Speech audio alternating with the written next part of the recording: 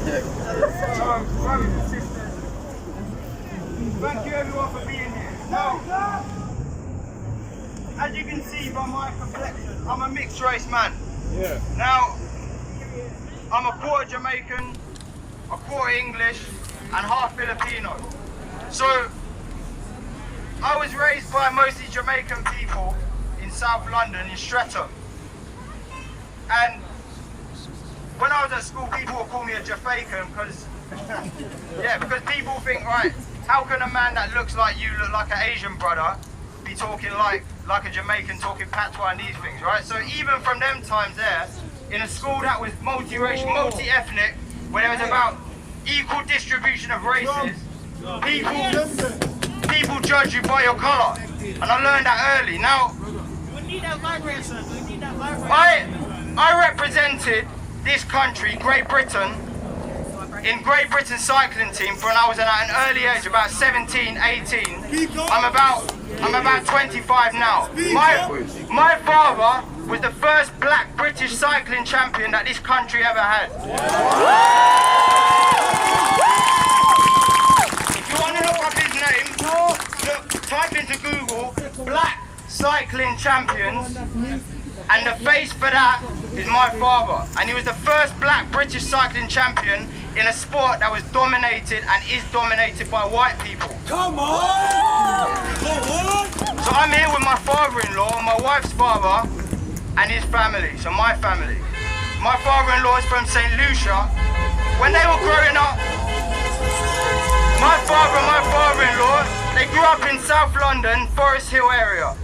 Now, when they were growing up there, they turned up to the velodrome, the track at Herne Hill, near Brixton, and they would get abused by the white people. This is the reality of the situation we've experienced in these last few decades. Now, I'm thankful to say that I didn't experience that kind of violence, like when my dad won his first national title in Leicester when he was 19 years old, and people were booing him as he received his medal. And that's the reality of what he faced. And my father grew up to, in fact, one of the things, the thing that ended his career was a racist that sabotaged his bike, and he ended up breaking his leg, an accident that could have killed him when he was racing in Argentina. So my father since then has raised 3 children, including myself.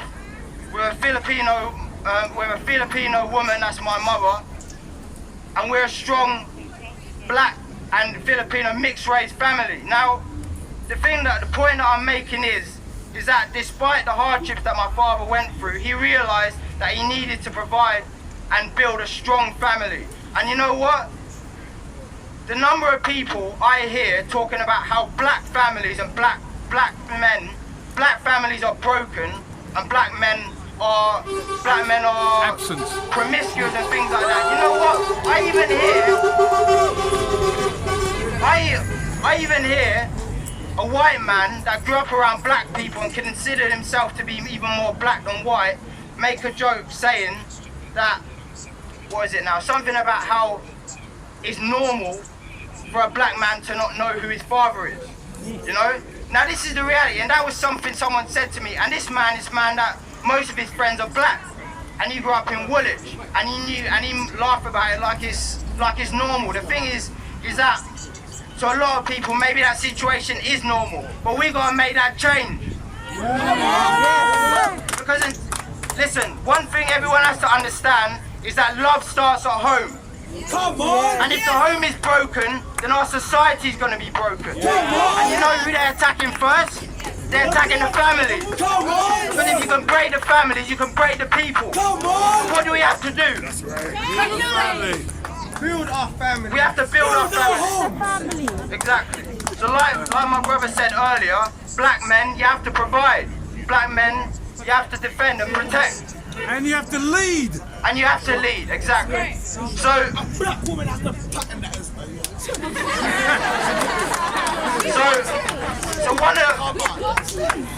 So one of the key points we have to take away from today is this. Most likely, until police become accountable for their superiors, in America, they're just going to keep getting away, or we're here or wherever, they're going to keep getting away with what they've been getting away with for a long time. Right. So until they become accountable to people higher up than them, they're just going to be getting away with it. And in fact, they're the people that are leading them. Until they become accountable, then the people below them, i.e. the officers on the street, will keep getting away with murder. And literally getting away with murder. So what do we have to do? What we have to do is we have to change ourselves. If we can change ourselves and show the rest of the world who we really can be and who we should be and who we were before they plundered Africa, before they stole and ripped away our people and took them to the Caribbean like cargo, treated us subhuman, and even when they gave us supposed freedom, are still oppressing us until today.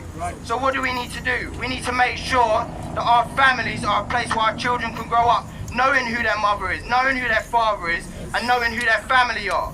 Yes. The number of black families I see where parents are split up, maybe they don't know their father, or they never see their father, it needs to change. And until it changes, they're going to keep thinking that we're a broken people. And we can't afford to allow people to keep thinking we're a broken people. Come on! We have to show people who we really are and the love that we're really capable of. And it starts at home. Yes. So thank God that we have strong black families that we can see on Instagram or on the street that we know personally that are great examples of what a strong black family is. Yes. And we need to be able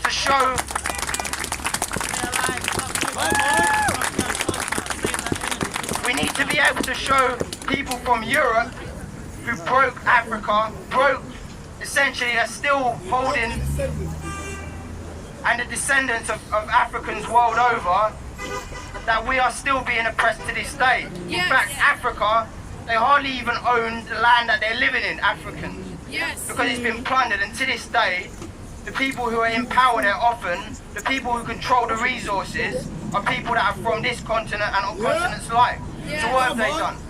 In the USA was founded on genocide of Native Americans. Australia was founded on genocide. And what's happened with Africa? There's genocide, there's multiple genocides, probably don't get spoken about, probably that I don't even know about. And on top of that, even if African people are still who people think about when they think about Africa, unlike America, unlike Australia, where there were other black people or brown people living before it was supposedly founded, Africans still don't really have control of the continent they call home. So if they can't even control where they call home and where we really come from, how can we ever have a home where we don't even come from? Come on! So what we need to do is we need to show that we can be strong in our families. And when we can be strong in our families, other families will see each other and see, you know what, we're doing something great and we're showing our children who we really are and giving them a strong foundation in life. Come on! And we need to look and thank God for what we do have and build one another. We need to make commitments. So I can say proudly that I'm 25 years old and I have a wife at home. Come on! Come on, marry your woman! So my wife is half St. Lucian and half Jamaican. Marry a black woman! and our daughter's 9 months old. Now,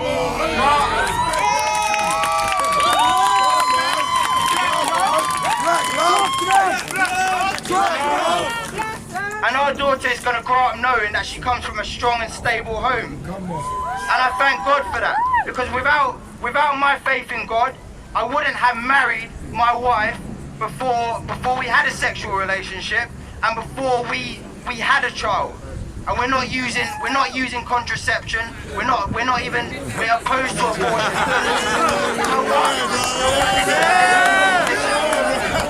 You know what? This is not a joke.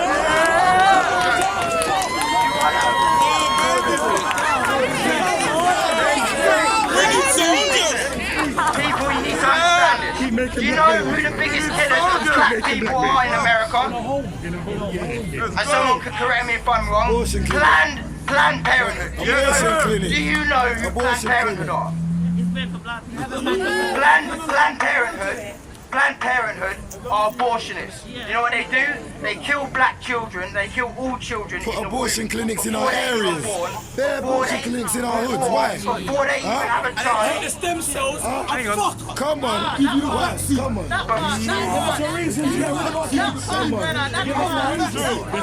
And they sterilise our women. Before the children even have a chance, before they have a chance to defend, Keep going, brother. before they have a chance to defend themselves, they're already killing them in the womb.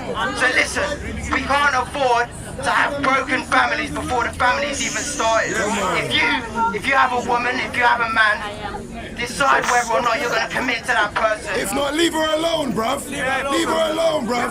If you're not going to be with her, leave her alone. Decide if you're going to commit to that person, marry them, decide that you're going to form a strong family that can't be broken. That can't be broken.